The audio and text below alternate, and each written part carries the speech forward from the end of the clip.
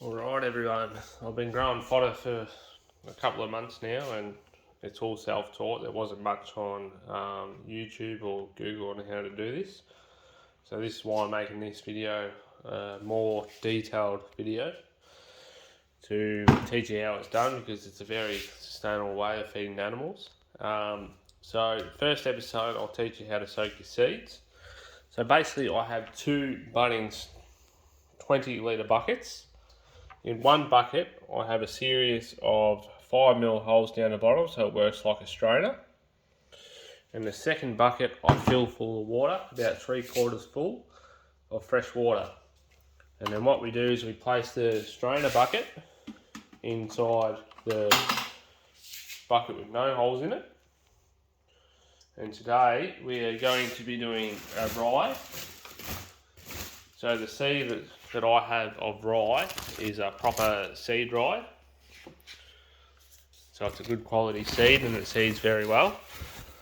So basically I put 3 tumbler cups into the bucket.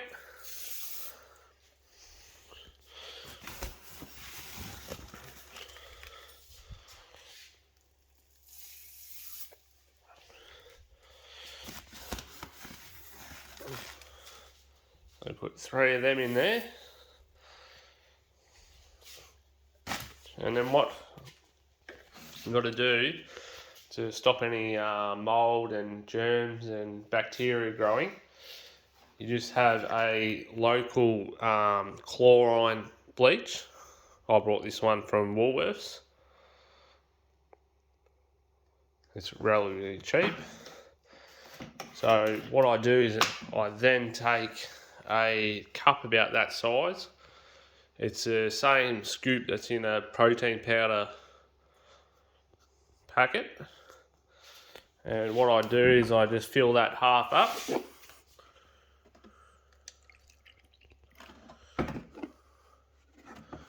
And then we tip that into the bucket. And then I also have just a standard wooden spoon. And we just give that a good stir around. You might worry about the bleach, but bleach will die in 24 hours. And the time the fodder's grown, it's completely safe for any animal. So basically, that's how you soak your seed, and we'll leave the rye for 12 hours, is a good soaking period for rye. When we do an oats, I'll show you how to do an oats.